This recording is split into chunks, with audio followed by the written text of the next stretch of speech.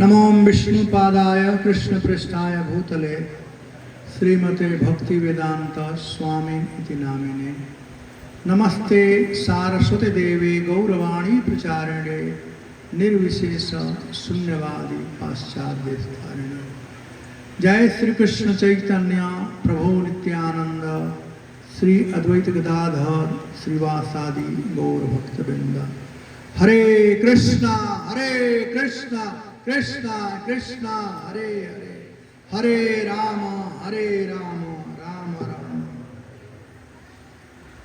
So I do not know Odia. I can speak in English or Hindi. So you all decide.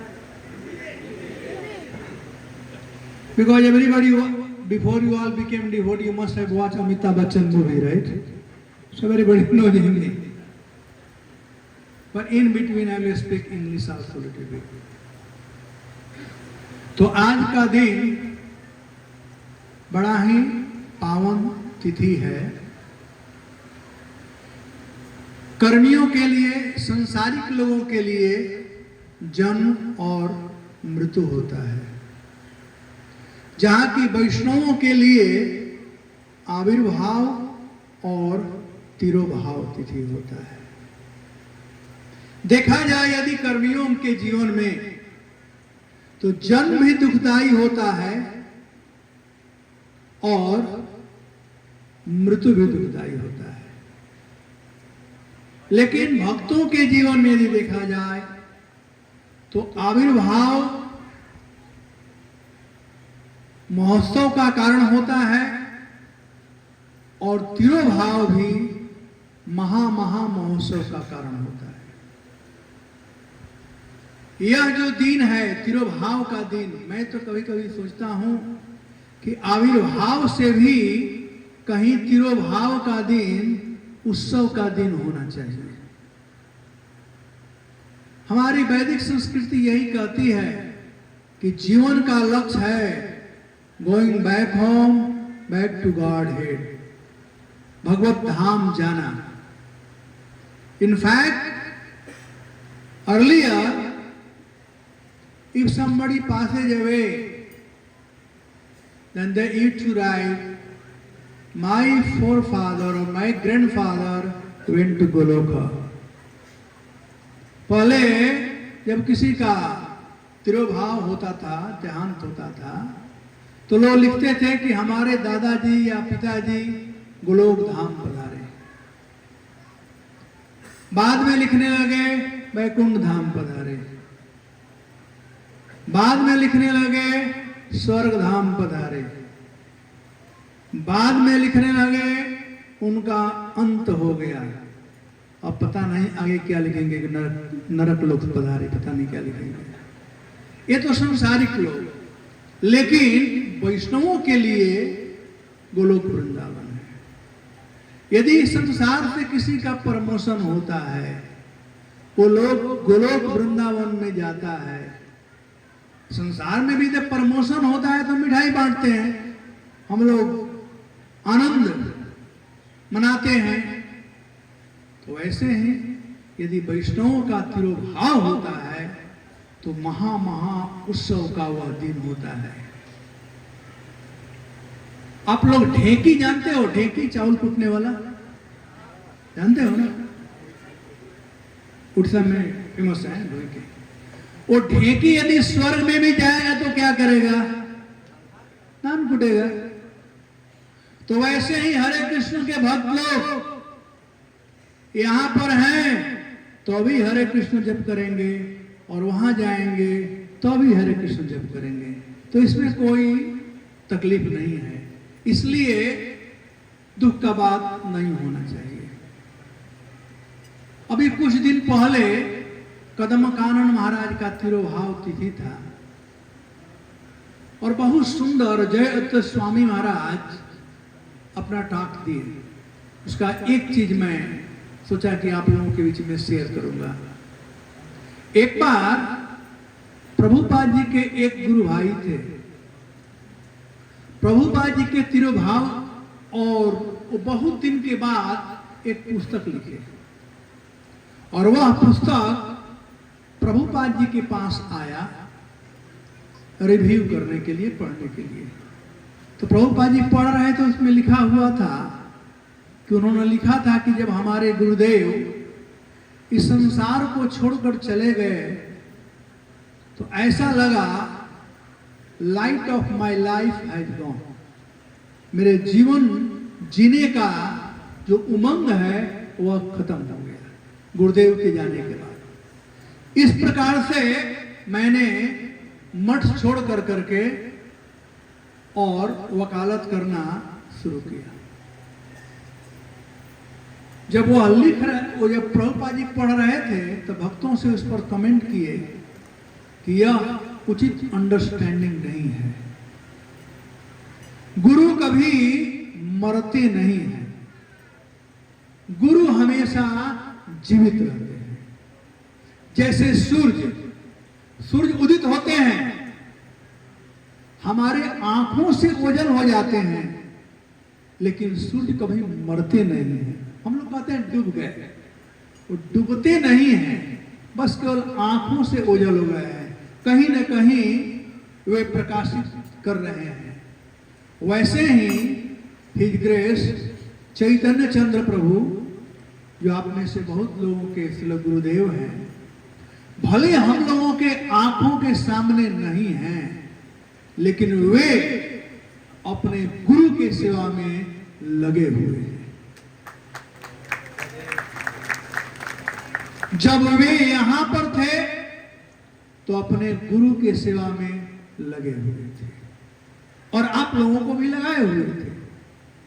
अब वे यहां नहीं हैं, यानी हमारे आंखों के सामने नहीं हैं, तो भी वे अपने गुरुदेव के सेवा में लगे हुए हैं और हम लोगों के लिए शिक्षा दे रहे हैं कि हम लोगों को भी उनके सेवा में लगे रहना चाहिए। और सेवा क्या है? चैतन्य महाप्रभु ने कहा है कि पृथ्वी ते आछे जत नगर आदि ग्राम सर्वत्र प्रचार हैव मोर नाम। दो ही चीज है, बपू और बाणी। इतना दिन तक बपू और बाणी का सेवा किए, अब समय आ गया है परीक्षा का। हम लोग डेली गाते हैं ना, गुरु मुख पद्मा वाक्य चीते ते कौरियाख्य आर ना करीबो मन आशा। ये केवल गाने के लिए नहीं है, बल्कि अपने जीवन में उतारने के लिए है। एक परीक्षा का घड़ी है।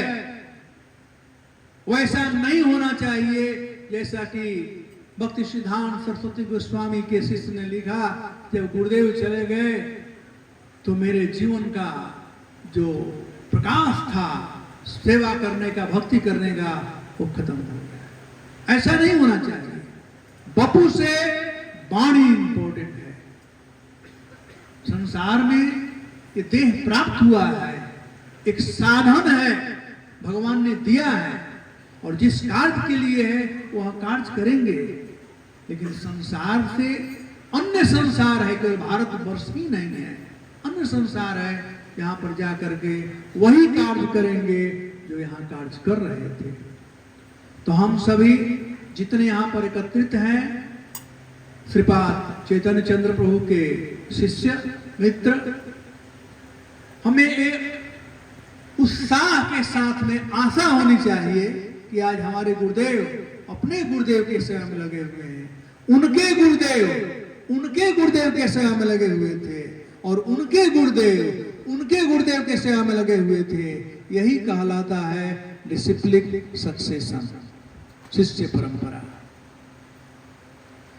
श्रील प्रभुपाद अपने गुरु जी का यह संग नहीं किए थे, बहुत कम संग था, लेकिन उनके वाणी का पूरा संग किए थे।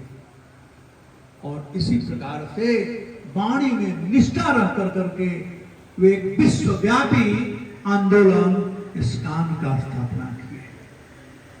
वैसे ही हिज होलिनेस गौर गोविंद स्वामी महाराज प्रभुपाद जी के सेवा में थे,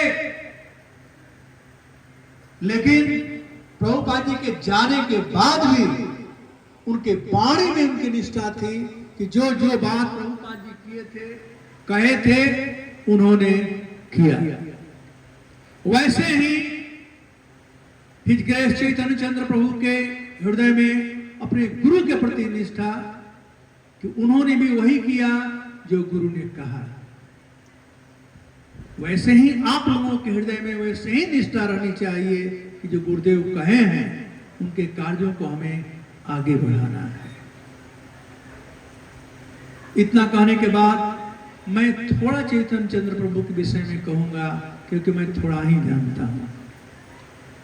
गौर गोविंद महाराज जब एक बार बॉम्बे आए, वो उड़िया भागवतम का ट्रांसलेशन कर लिए थे, शायद एक कर रहे थे।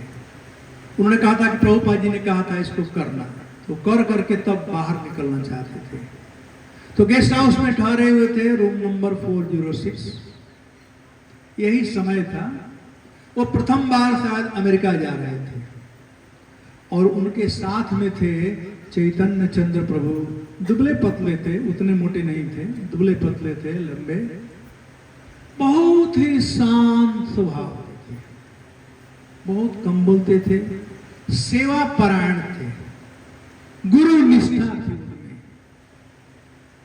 महाराज हम लोगों को इंट्रोड्यूस कराए उनसे। तो प्रथम बार था जब मैं चैतन्य चंद्र प्रभु से मेरा परिचय हुआ। मैं जो मंदिर का वाइस प्रेसिडेंट था उस समय। उसके बाद कई एक अवसरों पर मुलाकात हुआ, लेकिन बात नहीं हो पाया।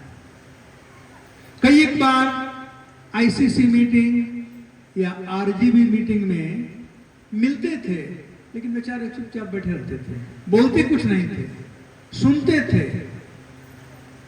इनमें सुनने की प्रवृत्ति बहुत अच्छी थी।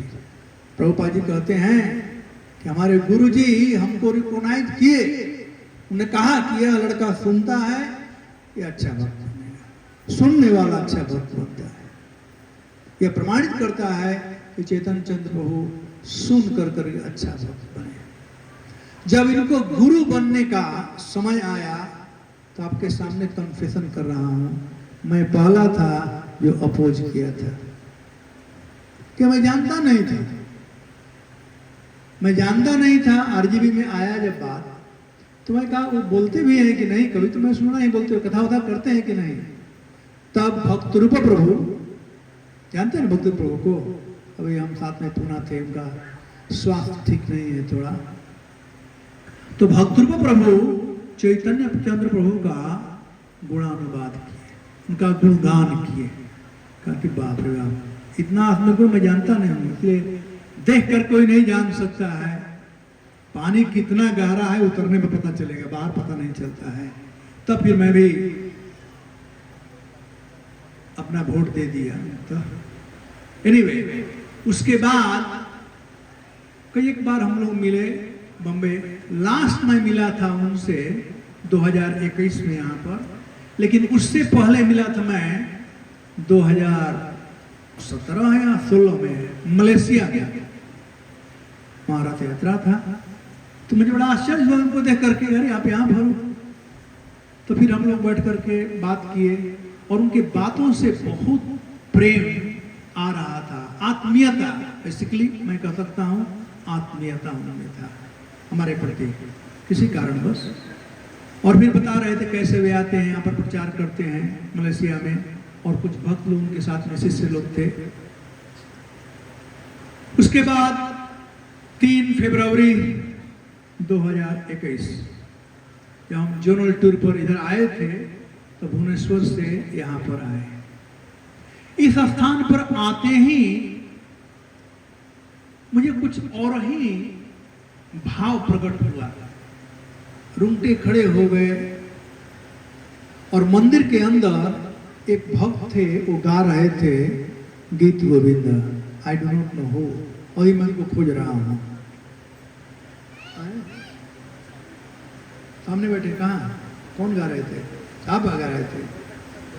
जब ये गीत गोविंद गा रहे थे तो मुझे इतना अच्छा लगा।